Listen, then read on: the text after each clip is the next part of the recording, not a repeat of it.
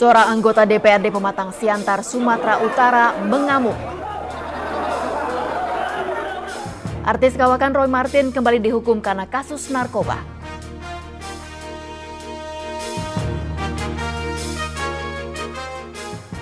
Halo pemirsa, kedua laporan tadi beserta sejumlah laporan penting lainnya dari sejumlah daerah telah kami siapkan untuk Anda. Saya Chantal Della Conceta, inilah Seputar Indonesia.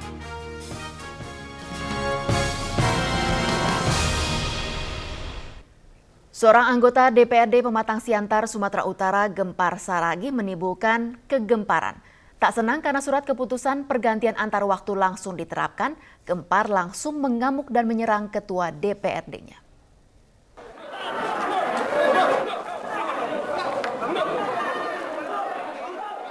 Kericuan ini terjadi di tengah rapat paripurna DPRD Kota Pematang Siantar, Sumatera Utara, Jumat siang. Orang yang berdarah ini adalah Gempar Saragi, anggota DPRD asal Partai Buruh Sosial Demokrat yang baru saja memukul wajah Ketua DPRD Lingga Napitipulu dengan aspal.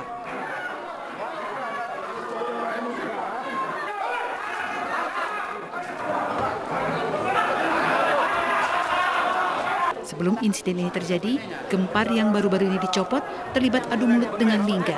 Ia meminta pelantikan anggota DPRD yang ditunjuk untuk menggantikannya ditunda. Namun Lingga menolak.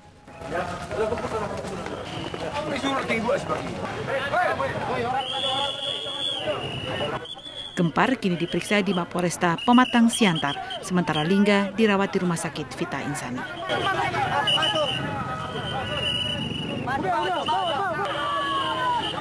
Dari Kota Pematang Siantar, Ricky Hutapea melaporkan. Aksi unjuk rasa terjadi menjelang hari pencoblosan pemilihan Gubernur Jawa Barat hari Minggu nanti. Pengunjuk rasa memprotes calon gubernur dan wakil gubernur yang tidak memiliki KTP Jawa Barat. Tudingan demonstran yang beraksi di depan gedung KPUD Jawa Barat tersebut tertuju pada pasangan Ahmad Heriawan dan Dede Yusuf yang diusung PKS dan PAN serta Agung Gumelar yang diusung koalisi partai termasuk PDIP dan PKB. Namun KPUD menjelaskan dalam undang-undang, PP maupun peraturan KPU tidak diatur masalah kepemilikan KTP sebagai syarat menjadi calon gubernur. Salah satu syarat menjadi calon gubernur hanyalah dengan menunjukkan surat keterangan berdomisili di wilayah Indonesia. Tim kampanye Ahmad Heriawan Dede Yusuf sendiri mengakui memang tidak memiliki KTP Jawa Barat dan tidak akan mengurusnya karena tidak diwajibkan dalam aturan. KPUD Provinsi Jawa Barat mengklaim pendistribusian logistik pemilu sudah tuntas di seluruh wilayah kabupaten kota. Hal ini termasuk distribusi sekitar 28,7 juta surat suara yang sebelumnya dikhawatirkan akan bermasalah. 2 hari menjelang hari pencoblosan, KPUD Jawa Barat mengklaim pendistribusian logistik pemilu termasuk surat suara sudah tuntas. Mengenai temuan surat suara rusak, KPUD Jabar mengaku jumlahnya hanya 1%. KPUD pun mengaku tidak sulit mengganti surat suara yang rusak. Tetapi begitu mereka komplain surat suara, ini cadangannya sudah ada, dari pihak Inkopol sudah membuat cadangan, apabila rusak itu diganti.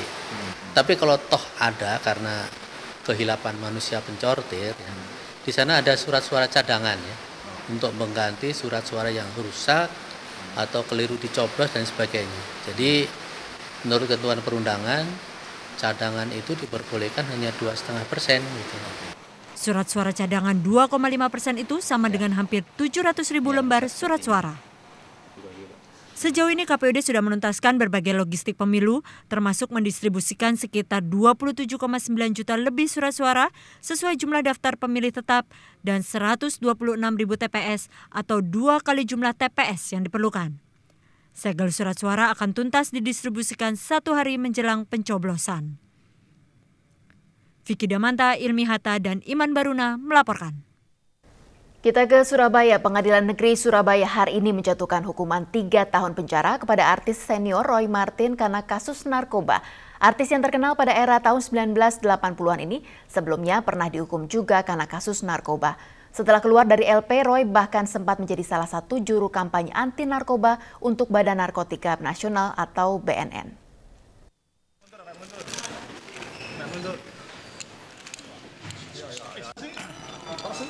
Keputusan pemberian hukuman 3 tahun penjara dan denda 10 juta rupiah terhadap Roy Martin dibacakan Ketua Majelis Hakim di Pengadilan Negeri Surabaya Jumat siang. Roy Martin dinyatakan terbukti bersalah karena menggunakan narkoba jenis sabu-sabu.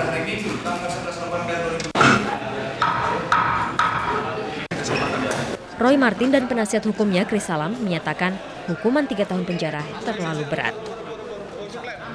Artinya kan gini, artinya 3 tahun ini kan hukum para pengedar dan bandar. Kalau saya sebagai pemakai dihukum 3 tahun apa enggak? Jadi saya, ya kalau saya salah dihukumlah sesuai dengan kesalahan. Ya kalau 3 tahun berat, tapi toh sudah putus. Jadi mau tidak mau ya. Itu terserah Roy nanti apakah mau banding atau tidak, saya serahkan ke Roy sendiri. Menurut Majelis Hakim, hal yang memberatkan bagi Roy antara lain, Roy menciderai kepercayaan yang diberikan Badan Narkotika Nasional BNN kepadanya.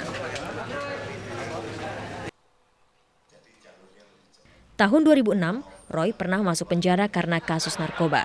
Selepas dari penjara, Roy sempat menjadi juru kampanye BNN dalam penanggulangan narkoba. November 2007, Roy kembali ditangkap di kamar sebuah hotel di Surabaya seusai acara kampanye anti narkoba yang dilakukan BNN. Roy bersama 4 orang lain diketahui menggunakan sabu-sabu. Dari Surabaya, Hari Tambayong melaporkan. Mabes Polri menahan sejumlah mantan petinggi polisi karena terlibat kasus penyelundupan belasan ribu meter kubik kayu seputar Indonesia. Segera kembali untuk Anda.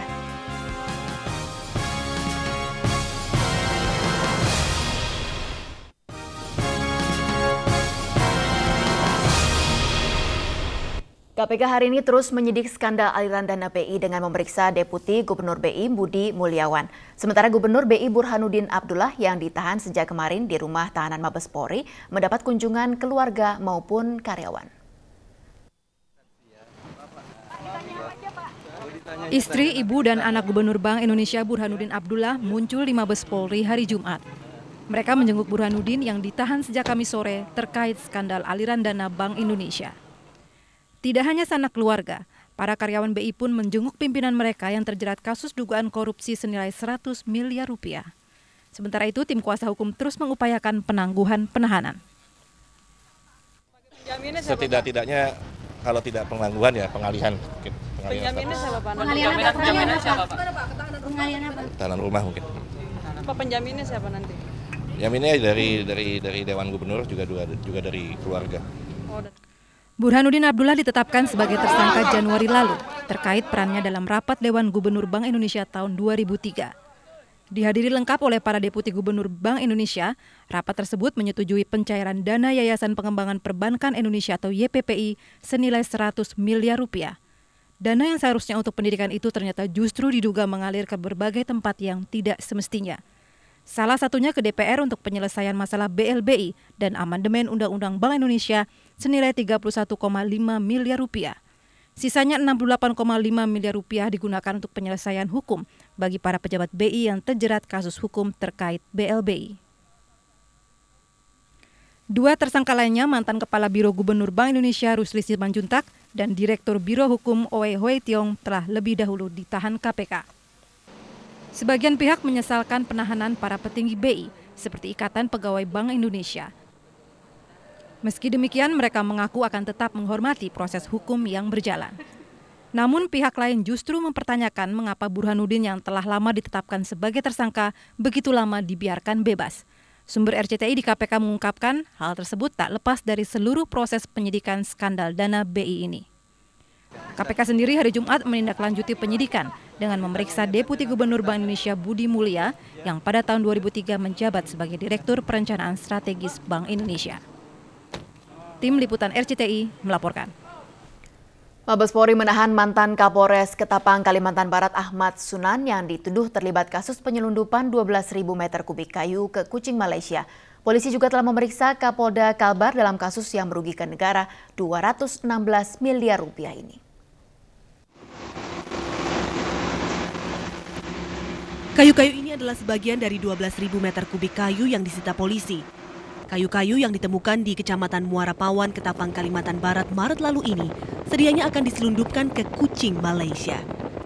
Kapolri Jenderal Sutanto di Jakarta hari Jumat mengungkapkan, Mabes Polri telah menetapkan 3 tersangka baru dalam kasus ini. 3 tersangka ini adalah mantan Kapolres Ketapang, Kalimantan Barat AKBP Ahmad Sunan, mantan Kasat Reskrim Polres Ketapang AKP Kadafi Marpau, dan mantan Kapospol Air Polres Ketapang Ibtu Agus Luftriadi. Ketiganya telah ditahan dan akan menjalani proses hukum di sidang pengadilan umum karena diduga turut serta membiarkan terjadinya tindak pidana kehutanan. Mabes Polri juga sudah memeriksa Kapolda Kalimantan Barat Zainal Abidin Isa. Untuk siapapun yang terbukti terlibat ya, ini kan sudah terbukti 3 orang tadi gitu ya. Tapi Kapolda katanya mau diperiksa juga. Ya, Irwasum melakukan langkah-langkah sudah gitu ya. Oh, sudah diperiksa Pak? Pak, mulai penahanannya kapan? Ya, waktu yang lalu sudah gitu ya. Pak Kapolda kan sudah diperiksa. Bapak juga menjanjikan adanya sanksi kepada Kapolda. Saya masih menunggu dari Pak Irwasum untuk tuntas, dan ini kan baru 3 gitu ya. Selain 3 tersangka baru, polisi telah menetapkan 26 tersangka lain, termasuk 6 orang pejabat Dinas Kehutanan Ketapang. 2 orang tersangka cukong kayu, yakni Asong dan Akwin, kini masih buron. Isyana Bagus Oka dan Adi Prastowo melaporkan. Pemirsa, 2 hari setelah penangkapan anggota Komisi 4 DPR Al-Amin Nasution dan Sekretaris Daerah Bintan di sebuah hotel, Bupati Bintan angkat bicara. Ia membantah terlibat skandal suap ini. Tak ada penjelasan dari Azirwan, Sekretaris Daerah Pulau Bintan, saat masuk ke gedung KPK Jumat siang. Ia ditangkap bersama anggota Komisi 4 DPR Al-Amin Nasution di sebuah hotel Rabu dini hari lalu. KPK menduga Azirwan mewakili Bupati Bintan untuk memberikan suap kepada Al-Amin. Uang suap itu diduga terkait persetujuan Komisi 4 DPR mengalihfungsikan hutan lindung di Pulau Bintan menjadi pusat pemerintahan dan kawasan bisnis. 2 hari setelah penangkapan itu, Bupati Bintan Ashar Ahmad akhirnya angkat bicara. Bupati mengaku meminta Sekda mewakilinya ke Jakarta, namun untuk menghadiri rapat kerja Komisi 4 DPR dengan Menteri Kehutanan, bukan untuk bertemu Al-Amin Nasution di hotel. Kita juga semua pemeriksaan semuanya. Saya tidak akan berkomentar tentang itu. Mari kita tunggu saja hasil pemeriksaan KPK. Penyidikan kasus ini memang masih berjalan di KPK. Perlu waktu untuk membuktikan apakah ada unsur suap di balik persetujuan alih fungsi hutan lindung ini menjadi pusat pemerintahan baru dan kawasan bisnis. Tim Liputan RCTI melaporkan.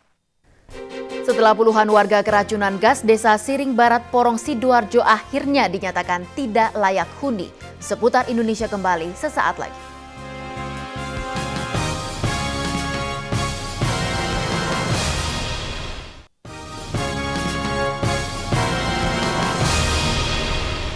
Pemerintah Sidoarjo hari ini menyatakan Desa Siring Barat, Porong Sidoarjo tidak layak huni. Sekitar 40 warga desa ini kemarin sesak nafas akibat menghirup gas hidrokarbon dari balik gorong-gorong di sekitar rumah mereka.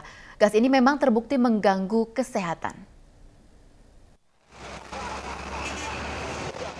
Pemerintah Sidoarjo menyatakan Desa Siring Barat, Porong Sidoarjo tidak layak huni.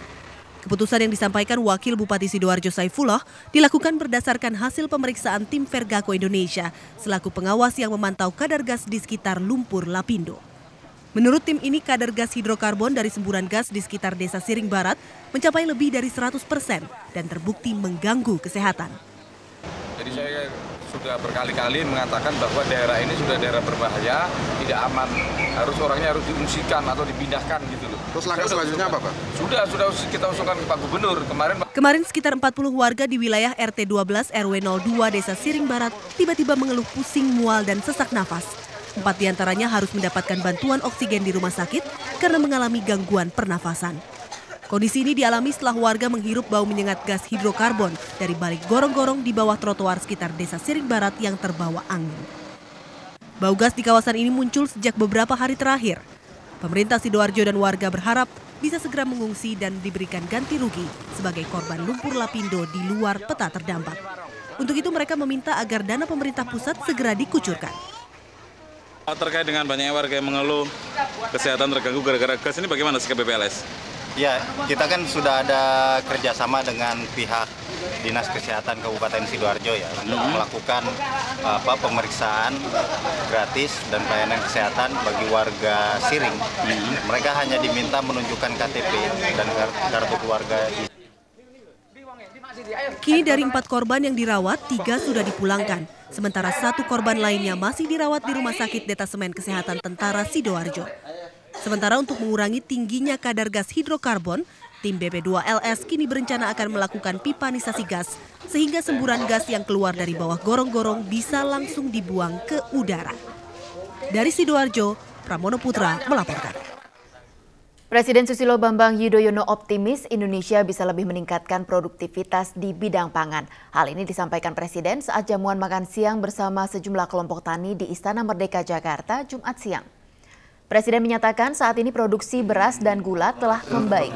Namun untuk jagung dan kedelai masih belum mencapai target yang diharapkan. Dalam pertemuan ini Presiden menjelaskan berbagai faktor penyebab melonjaknya harga pangan di dunia. Antara lain kebutuhan pangan yang meningkat akibat bertambahnya penduduk bumi dan harga minyak yang naik sehingga meningkatkan biaya transportasi pangan. Usai berdialog, Presiden berjanji akan mengadakan syukuran se-Indonesia jika target peningkatan beras dalam negeri naik sebesar 5% hingga akhir tahun 2008. Tahun lalu kenaikan produksi beras mencapai 4,47%. Ke informasi lain, 2 bom Molotov kembali ditemukan di kantor Wali Kota Ternate, Maluku Utara dini hari tadi. Belum jelas apakah penemuan bom Molotov ini terkait kemelut Pilkada Maluku Utara yang tak kunjung tuntas. Teror bom kembali terjadi di Ternate, Maluku Utara.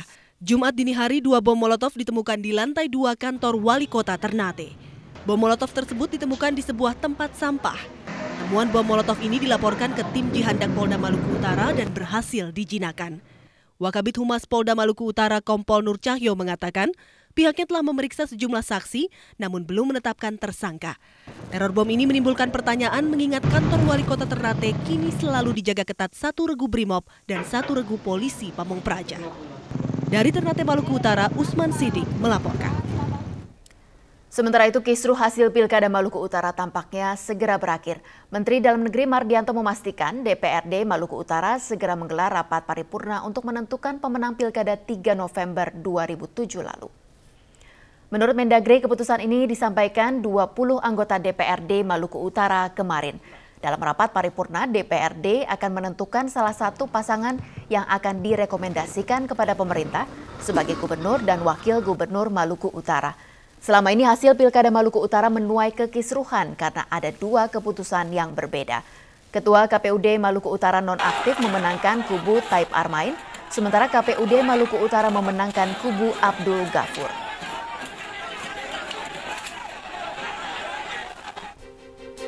Seorang penderita lumpuh berjuang mengelilingi Indonesia. Tetaplah bersama kami, Seputar Indonesia segera kembali.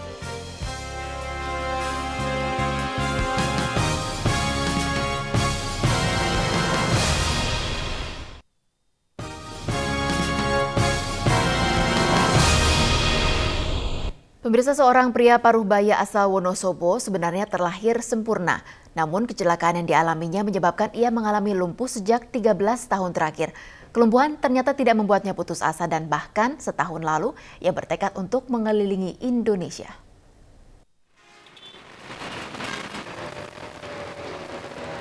Budiono, ayah 2 anak asal Wonosobo, Jawa Tengah ini sudah hampir 13 tahun mengalami lumpuh. Kondisi ini dialami Budiono setelah pernah terjatuh dari pohon sehingga mengalami patah pada tulang belakangnya. Namun, kondisi ini tidak membuatnya patah semangat. Ia bahkan membuktikan bahwa dirinya sebagai pribadi yang pantang menyerah. 17 Maret 2007, ia memutuskan untuk berpetualang keliling Indonesia hanya berbekalkan kursi roda.